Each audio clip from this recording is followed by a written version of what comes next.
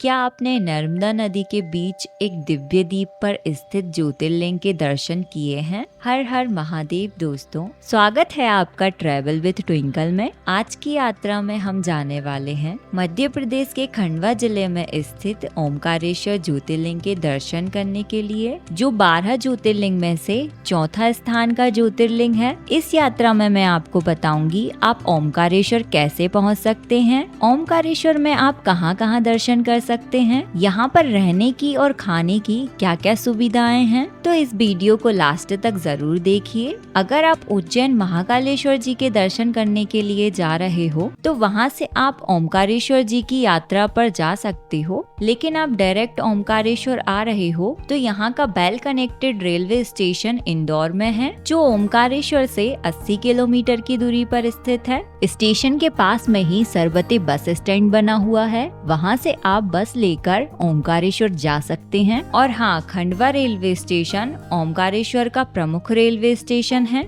जो ओमकारेश्वर से 70 किलोमीटर की दूरी पर स्थित है। खंडवा तक पहुँचने के बाद वहाँ से आप प्राइवेट टैक्सी या बस से ओमकारेश्वर आ सकते हैं। दोस्तों, मैं उज्जैन महाकालेश्वर जी के दर्शन करने के लिए आई थी, तो महाकालेश्वर जी के दर्शन हो जाने के बाद उज्जैन की बस स्टैंड से सुबह 6 बजे की बस से मैं निकल गई हूँ ओमकारेश्वर जी की यात्रा पर। उज्जैन से ओमकारेश्वर 140 किलोमीटर की दूरी पर है। बस आपको 5 से 6 घंटे रास्ते के सुंदर नज़ारे दिखाते हुए ओमकारेश्वर बस स्टैंड तक लेकर आती है और यहाँ से ओमकारेश्वर 1.5 किलोमीटर की दूरी पर है। यहाँ से आप ऑटो रिक्शा से ओमकारेश्वर पहुँच सकते हैं। ओमकारेश्वर में पहुँचते ही मैंने किया नर्मदा नदी के पवित्र जल में स्नान। फिर वहाँ से मैं निकल गई ओमकारेश्वर जी के मंदिर की ओर। नर्मदा नदी पर बने हुए इस ब्रिज से यानी मामलेश्वर सेतु से चलते हुए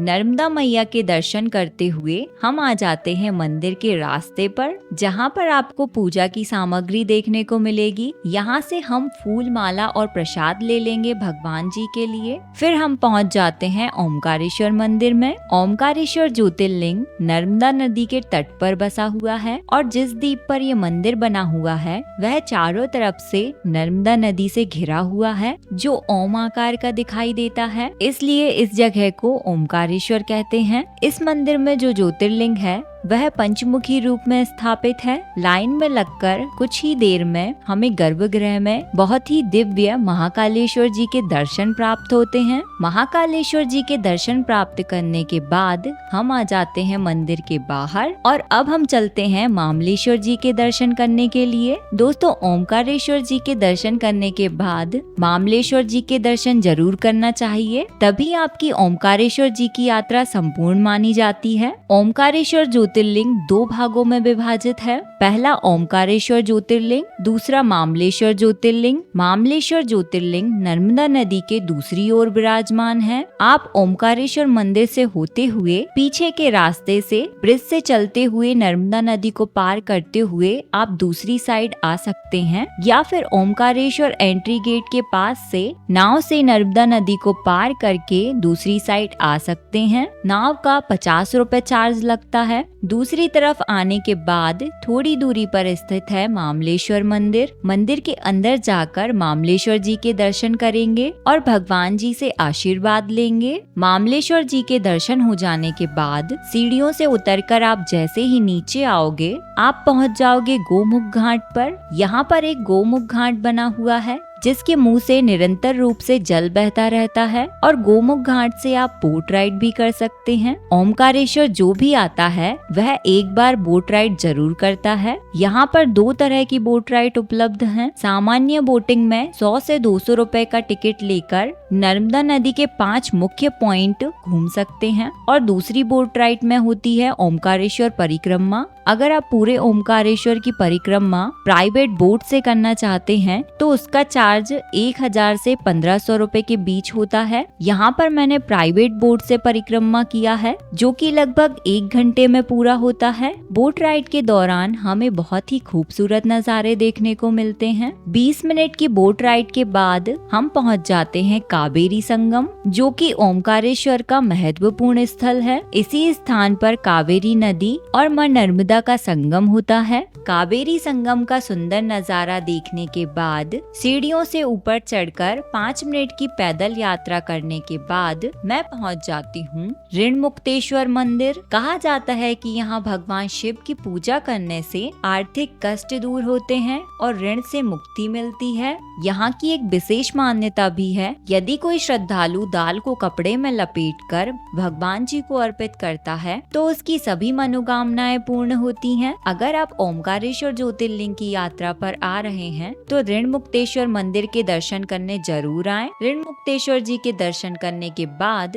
वहां से पैदल चलते हुए हम पहुंच जाते हैं गौरी सोमनाथ मंदिर। यह मंदिर भगवान शिव और माता पार्वती को समर्पित है और अपनी विशाल शिवलिंग के लिए प्रसिद्ध है। इस मंदिर में स्थापित शिवलिंग सफेद संगमरमर से बना था, जिसे बहुत चमत्कारी माना जाता था। कहा जाता है कि इस शिवलिंग में जो भी व्यक्ति अपना चेहरा देखता उसे अपने भविष्य का आभास हो जाता था। ऐसी मान्यता है कि मुगल आक्रमण के दौरान इस शिवलिंग को नुकसान पहुंचाया गया, जिससे इसका रंग काला हो गया। गौरी सोमनाथ मंदिर से थोड़ा और आगे बढ़ने के बाद हम पहुंच जाते हैं सिद्धनाथ मंदिर, जो अपनी भव्य वास्तुकला के लिए प्रसिद्ध है। यह मंदिर भगवान शिव को समर्पित है। यह मंदिर अपनी वास्तुकला और ऐतिहासिक महत्व के लिए प्रसिद्ध है। इस मंदिर को 10वीं शताब्दी में परमार राजाओं द्वारा बनवाया गया था। इस मंदिर को मुगल आक्रमणकारियों द्वारा काफी हद तक नष्ट कर दिया गया था। हालांकि इसके अवशेष आज भी इसकी भव्यता को दर्शाते हैं। मंदिर में सुंदर नक्काशी, हाथियों की आकृतियाँ जो इसे और भी ज्यादा खास बनाती हैं, और मंदिर में बने यह खम्बे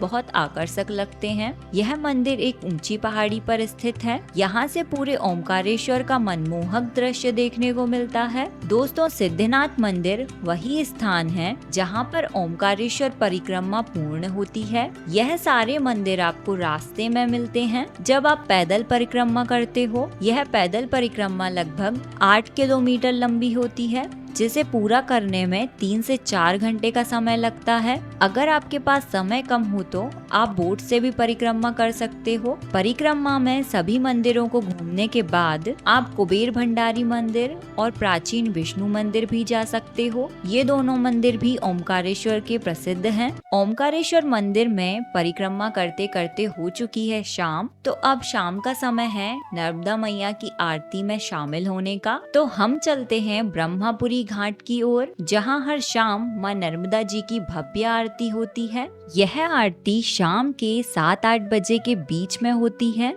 यह आरती मन को भक्तिपूर्ण अनुभव देती है। दोस्तों, आप ओमकारेश्वर आए तो इस आरती में जरूर शामिल होना। इस आरती में आकर आपको बहुत अच्छा लगेगा। मां नर्मदा नदी की आरती के बाद आप घाट से ऊपर आते हैं तो आपको यहाँ पर एक खूबसूरत सा बाजार देखने को मिलेगा। यहाँ ओमकारेश्वर की लोक संस्कृति की चीजें देखने को मिलेंगी। आप यहाँ से बहुत सारी धार्मिक चीजें खरीद सकते हैं और मार्केट में आपको बहुत सारी मावा आइसक्रीम की स्टॉल देखने को मिलेंगी। तो ये ओमकारेश्वर की मावा कुल्फी को जरूर ट्राई करिएगा। तो दोस्तों, अब हम बात करते हैं कि आपको ओमकारेश्वर की कितने दिन की यात्रा प्लान करना चाहिए। मैंने अपने ओमकारेश्वर की यात्रा 2 दिन और 1 रात में अच्छे से पूर्ण की थी, तो आप भी प्लान कर सकते हैं और इस यात्रा को 2 दिन और 1 रात में अच्छे से पूर्ण कर सकते हो। तो अब बात कर लेते हैं हम ओमकारेश्वर यात्रा के बजट की। अगर आप बजट में ट्रेवल कर रहे हो तो यहाँ पर धर्मशाला 200 से 400 रुपए के बजट में मिल जाती हैं। यहाँ पर एक बहुत अच्छी धर्मशाला उपलब्ध है, गजानन संस्थान धर्मशाला, जहाँ आप विजिट कर सकते हैं और आपका एक दिन का खाना 300 रुपए से 500 रुपए का होगा और ऑटो रिक्शा का किराया होगा 200 से 500 रुपए के करीब और दर्शन प्रसाद का 200 रुपए तक हो सकता है। दोस्तों, इतने बजट में आप ओमकारेश्वर की यात्रा बहुत अच्छे से कर सकते हैं। तो दोस्तों, ये थी ओमकारेश्वर यात्रा की संपूर्ण जानकारी। अगर आपको यह वीडियो अच्छा लगा तो वीडियो को लाइक और शेयर जरूर करें और ऐसी ही इंफॉर्मेटिव वीडियो के लिए ट्रैवल विद ट्विंकल को सब्सक्राइब करना ना भूलें। हर हर महादेव।